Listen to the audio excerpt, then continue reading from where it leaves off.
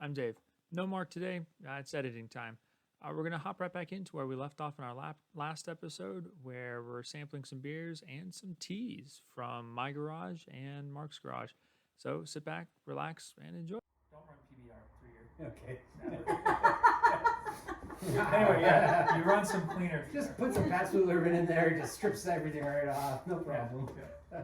Okay, so the last one, we're not going to do this one because we've done gummy bears before, and again, haven't been drinking for a long time, so gummy bears is still on tap. It might end up fertilizing my garden because I got to make way for this guy. Ooh. But the next one, this one? Mm-hmm. Yes, this one. So this is, if you follow us on Instagram, you may have seen a few months ago. I had some of the Society of Women Engineers. I had a few of those. A few of those folks over to the house because I donated basically a learn to brew on my system with these folks, and they came over. They made the beer, and now I have a bunch left over. So we're gonna try some now. It is a saison. Modeled after Brewery Omegang, which we all know is one of my favorite. Yeah. And when I say modeled after Omegang, I mean like it's Omegang's clone recipe, basically out of my book. But very proud of the way this one turned out, and I think. I love the nose. Yeah, that's fun. Yeah. This makes me want to have a sugar cookie, actually. Oh yeah. It makes me. We could plug. So one of the things that we like to do with Southern Growl is their beer and cookie pairing that they do every Christmas. We missed it the first year because it kind of sounded gross, but Emily was like, "Let's just try it," and it's now a Christmas tradition for us. And they beer and they have just wonderful cookies, and the tasting notes and why they go together. Yeah. You know, this one Tickets go on sale November 1st. Yeah, depending on when this is released. Yeah. November 2nd, because I got to get theirs. Yeah, Oh, right. Yeah, December 1st. Yeah. It does sell out. What this one makes me want to do is like, and I don't know, you guys being from Maine, it's gonna sound ludicrous, but it makes me feel like I just can't come in from plowing a driveway or shoveling a driveway. Interesting. Right? Yeah.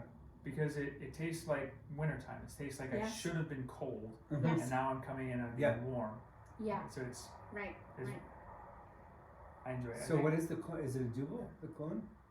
No, it's an Omegang. Yeah, but would you know what kind of, like what style of the Omegang? It's the Omegang saison. So It's a saison. Okay, sorry. Hence the name saison.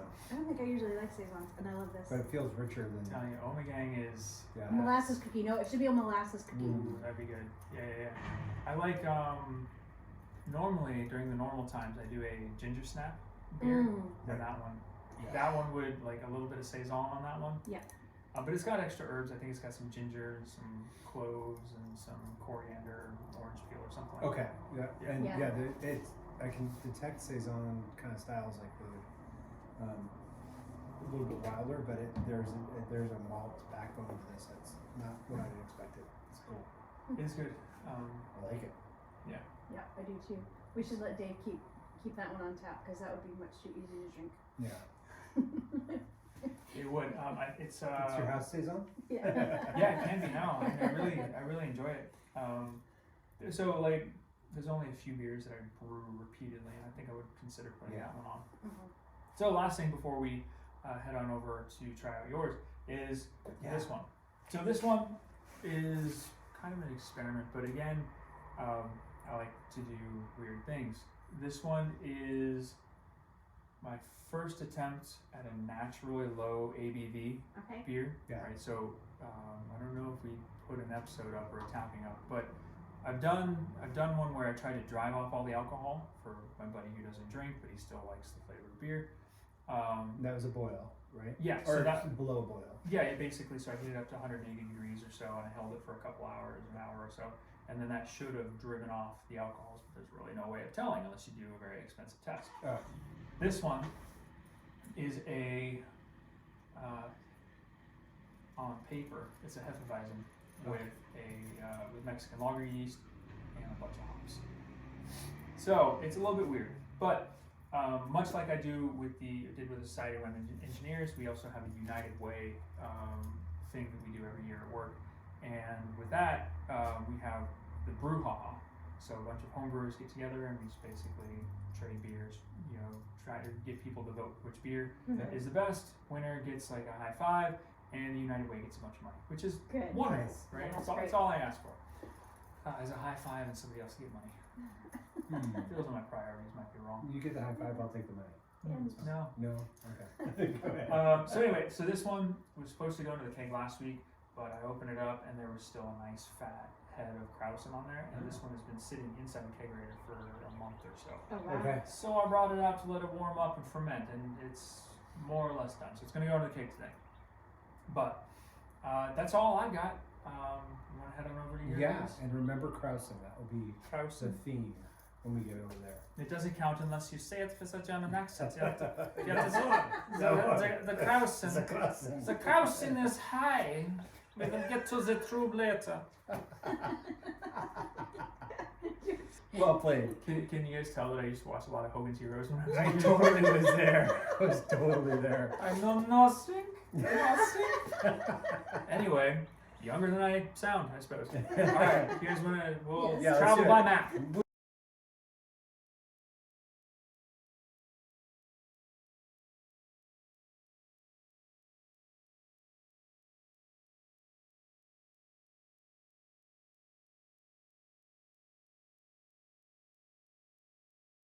Welcome to Fungi Brewing. The IPA we're going to try today is an All Simcoe. It's from our, based off a recipe from our friends at Shoeless Brewing. That's their Karma Citra, right? Yeah, Kama Citra, but we made it all Simcoe instead. Karma Simcoe. We like it so much. It was embarrassing how fast we went through the first 5 gallons. And then we gave ourselves about 6 weeks of a break to just pace ourselves. And then we did it again. This time though, we have I don't know if it's visible back here, but there's a SS Brewtech fermenter. That's what I put it in to ferment. And usually there's bubbling going on and everything outside. I have a tube that goes through some water to allow for the gas, to off gas. But it didn't happen this time. And all of us noticed it in the family, like, that beer isn't making the bubbles. And so I think it was Ken over at Shoeless Brewing said, well, is there a Krausen on the top? And being a home brewer, I knew I should know the term, so I Googled it. And then I cracked open the top, which was really scary for me because I don't want to. That's what they tell you not to do. Yeah, you're not supposed to let oxygen in there and all. But there was a nice Krausen on the top. It was these bubbles that meant that the yeast was doing its stuff. The fungi brewing, hence the mushroom there. The fungi were eating the sugars or the starches and releasing, pooping out alcohol and CO2. So they're eating the sugars. Don't take a chemistry test based on this, but just know that something good was happening. So I let it sit for the longest time. Double dry hopped it after. Crushed some more hot pellets, and put it on there and let it sit another couple weeks. And we kegged it. Last weekend, I think, yeah. So it is ready. Awesome. Ish. I mean, it could always get a little bit more CO2. Well, you want to drink IPAs fresh. Especially the dry hopped ones, right? Yeah, I mean, because the aromas tend to get scavenged back into the beer. So or the off gas. this is a version or an attempt at our house IPA. We like, Emily and I like Simcoe, and it's got that kind of piney resin taste, and it's a little darker. You can tell this is a partial mash, which means I used a lot of dry malt extract and had some grains to add some color. I'm just not on a full grain kick right now. This one it tastes sweeter. I don't like it as much as the first batch, Okay. but I feel more sweetness in it than I did the first time. I wonder if the fermentation had something to do with that. I mean, I would have expected it to taste a little bit differently because of that, anyways. Yeah. I'm just glad How it long tastes did you okay. And How it's long do you let it sit? usually let it sit a month. Okay. So it was 2 weeks dry hop. Yeah, so it was 2 weeks and then 2 weeks after the addition of hops. Yeah. We have a wind chime. yeah. I thought that somebody was walking down the street dragging rakes. Oh gosh. It's entrepreneurial, potentially. So I don't think that the weird fermentation like that you experienced would be. It's the probably the reason. partial mash. It's the D&E. Yeah, it's incomplete fermentation is probably what. But where you got that from, I don't think it's the yeast, right? Because the yeast doesn't care if there's oxygen. The yeast doesn't care if there's, anything else. The yeast its only job is to eat the sugars and then expel all of the wonderful things that we want from beer. Yeah. So it doesn't care so much. So what likely happened is you had more non-fermentable sugars in this batch than you had in the first batch. Yeah. Right? And whether that's so like when you're all grain brewing, that's unless you're hitting your numbers exactly and all this other stuff as far as like your original gravity, your fermentation temperatures, your yeast population, whatever, right? It's very difficult. And this is like when we talked to Nick, and when I talked to the Susquehanna and Big Sky Brewing, they all said creating a duplicate of a beer is excessively difficult because there's so many variables that go into it. So as a home brewer, you kind of got to expect that your beers are going to be a little bit different from batch to batch. And then you can control for those things that you don't necessarily like. Like, oh, hey, this one's sweeter, so maybe we should reevaluate the adjuncts that you put into it for your partial mash, or maybe reevaluate which type of malt extract you're using, whether you're using liquid malt extract or dry malt extract, I've never used dark liquid, or light or Yeah. whatever. There's a whole bunch of stuff that you get, all the bunch of little different dials Yeah. that you can tune into. I think it's good beer. It's a keeper. But what I like that's why I like home brewing is that you can keep tweaking it and just kind of dial into what you want. But all Simcoe, there's like 7 ounces of Simcoe in here through the course of the brewing and fermentation. So I honestly would have expected more. It's got a really good bite to it. Right? It's got a decent aroma, the nose to it. So I would have expected more. So to get this type of utilization out of 7 hops, good job. thank you. And for those of you that are doing partial mashes that are using a lot of dry malt extract or liquid extract, I find that my beers, I like them better 6 months after, or 3 to 6 months after they've been in the keg. There's something about there's a mellowing that happens, and I don't know if this is a technical term, but I find there's mellowing that happens, and that makes it just taste less like a partial mash and more like a beer. I don't know what the technical term is. It's a minor thing because this is not going to last that long.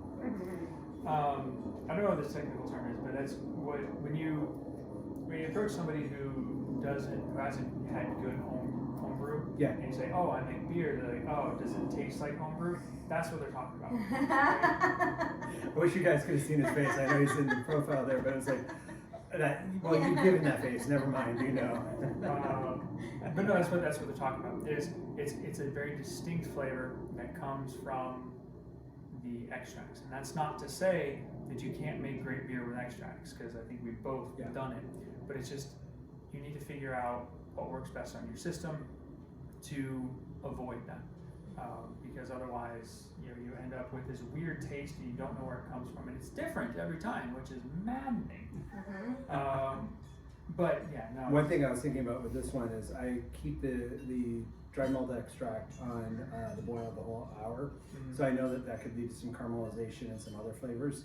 And so I was wondering about putting it in the last few minutes, just to some people will live by that. Some people are also like, if you boil your beer or your wort with the lid on, you trap DMS or something like that into it, and it makes it taste different. You get off flavors and stuff like that.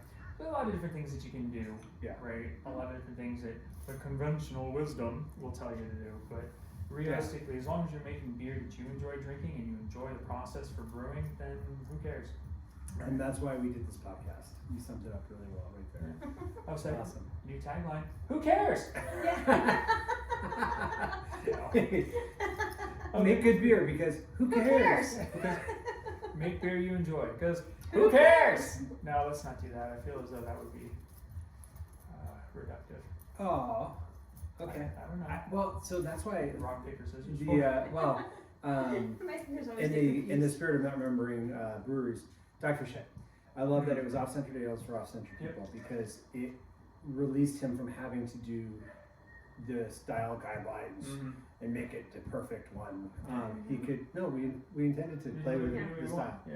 And I think that's, that is the freedom of a home brewer and a giant brewer, right? When you're in between, like the economy brew just pub doesn't or scale, a small brewer, right? yeah, you have to get it, have you have to. to hit it every time. Right. Yeah, that's like true. until that's why like Birds Fly South or the Southern Ground, right? They all have very specific styles, and yeah, they have beers on the fringes that they that they make and stuff like that.